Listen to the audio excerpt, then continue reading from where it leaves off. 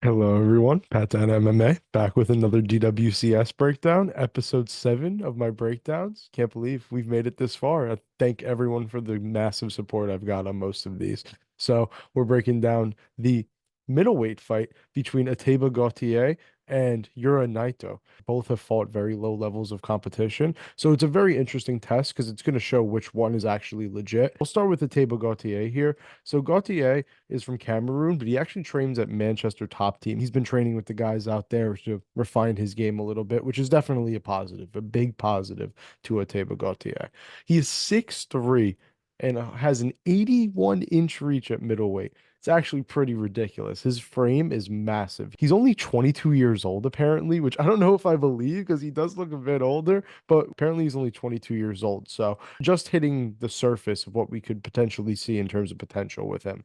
He is a vicious KO artist with some obviously devastating power. He puts dudes out. He's had some violent finishes, head kicks that put dudes out immediately, some brutal beatdowns that are like 2 minutes long, but bloody and disgusting and just vicious and dominant. He's had some very impressive wins. And he also has some Sambo experience. He had a ridiculous KO in the 2024 Sambo tournament. He has a very strong jab and a big 1-2, just a big 1-2 in general. Just not always throwing that jab and just popping that two out right behind him. Very powerful left high kicks. That's what he puts people out with sometimes and rocks people with. He's had one finish that was just an instant KO because of one, and one that led to a TKO. So his left high kicks are definitely a very powerful tool to watch out for, and he has some awesome knees in general, but especially to the body and the clinch. He has some good clinch knees to the body, and he loves working the body from range. That's a very nice tool that he uses. He kind of does have some plodding footwork. He's very flat-footed and just kind of slowly plods forward. Just not a lot there in terms of his footwork. He has some pretty bad takedown defense. He can reverse bad takedown attempts just purely based off strength. So when you shoot on him, it needs to be a solid attempt, solid timing. Because if it's not, he will reverse you just based off the pure strength he has. He really offers nothing off of his back though. Once you get him to the ground, he doesn't have any submissions off of his back. He doesn't really punch well. He doesn't have much off of his back. But on top, his ground and pound is pretty scary. He has some pretty big ground and pound, can land some pretty big shots. That's actually one of the scariest things about him is his ground and pound, in my opinion. There are moments where he's not as strong as he actually seems. He'll be in like a strength battle or like, trying to get up or something like that, and he'll lose, and you'll be like, really? He got outworked in that position. So that's just something to look out for. And his striking defense isn't great. He has some winging hooks, right? Like just wings hooks out there, but he does have some very sharp right uppercuts. His right uppercut specifically is a devastating shot. It's a very big punch. He's very bad in a technical fight, though. He has been in a technical fight before. It's his loss to Glenn Williams. I thought it was a horrible performance, and he's just not good in technical fights, honestly. He needs to be in those brawls. He needs to be throwing his punches and getting those knockout wins. But he also has bad cardio, mostly because of the way he swings.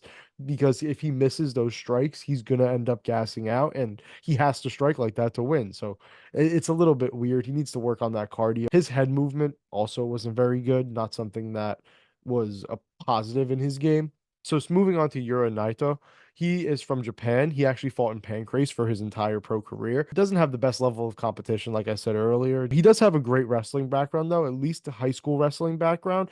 But when you watch his fights, you can tell he has some great wrestling. He is slick, well-timed takedowns. He has an amazing single leg. I love his single leg takedown. Very nice to watch him grapple. He can transition to chokes and arm bars very quickly, and he does very commonly. He can submit you on top. He just transitions well in general. He constantly is wherever he wants to be on the ground. His head movement is also something that impressed me. He can kind of just like weave his way back and forth out of the way of punches, and it's pretty impressive. He has some pretty solid head movement. He has some big power in both hands. He put someone down with a massive straight right hand. I was like, oh, okay, this guy's got some power. And then I watched another fight where he massacred someone with a left hook, and I was like, oh, okay, he's got some power in both hands. And it's true. He has some clean hooks, fast punches, technical striking, and just some straight power in those punches, man. He's a very surprisingly good striker. I was not expecting what I saw on tape.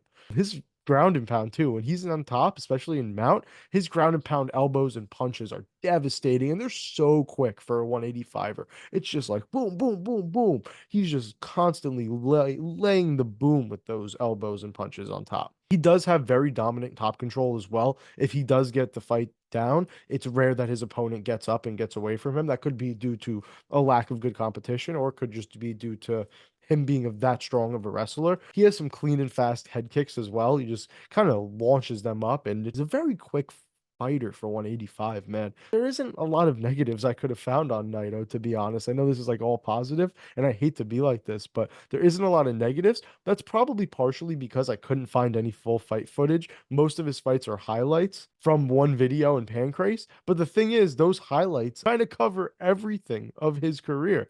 So it kind of just shows everything you need to see, I guess, except one fight, which did go to decision that you didn't get to see. But all of his other fights have ended in 2 minutes or less. So you got to see all of those in that highlight video. So you got everything from him mostly. He can be caught circling too heavy to one side, usually the left, I'd say. That's one of the negatives I noticed. But other than that, I mean, Yura Naito looked incredible, man. Incredible. I was so impressed with what I saw and honestly very surprised. And that'll lead me into my prediction for this fight, where I thought I was going to be a lot more impressed with Gautier than I was. And I thought I was going to be eh with Naito, and I was so impressed with what I saw from him. I think Yura Naito dominates Ateba Gautier. It might be a hot take. I'm really not sure. The betting lines aren't out for this fight yet, so I'm not sure what the market's thinking or what people are saying. But I think Naito has what is needed to be a UFC fighter. He's very dangerous in all areas, and I think he's just so much more well-rounded than Ateba Gautier is. If Naito can get this fight to the ground, I think he just easily dominates, honestly. I don't see a way that Gautier's takedown defense has improved that much in this short of a time. Even if it has, if this fight ends up hitting the floor at all, he's just going to end up on his back the entire time. He's ended up on his back for full rounds against a lot worse fighters than Naito. I think Naito is actually very legit. I see a lot of potential in him if things go right and he actually does end up winning this fight. But I could see Gautier. I mean, like I said, he's a very violent finisher and powerful fighter. He could land a big head kick while Naito is circling and just put him cold. It wouldn't be the most shocking thing in the world to me, but I just think Naito is so much more skilled, and especially on the ground, that Naito is smart enough to get this win here. And I think he'll take this fight down and get the stoppage on the ground. I think it could be a ground and pound win or a submission win. I think he has the capability to do either to Gautier. He's done both before in the past.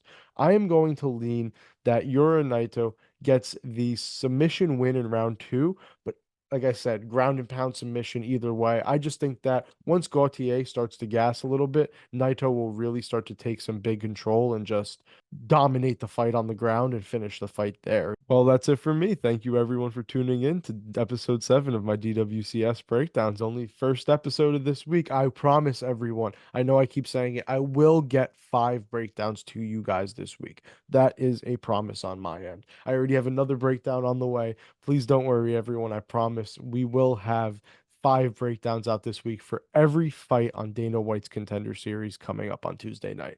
Thank you, everyone, for watching up to this point. I hope you enjoyed.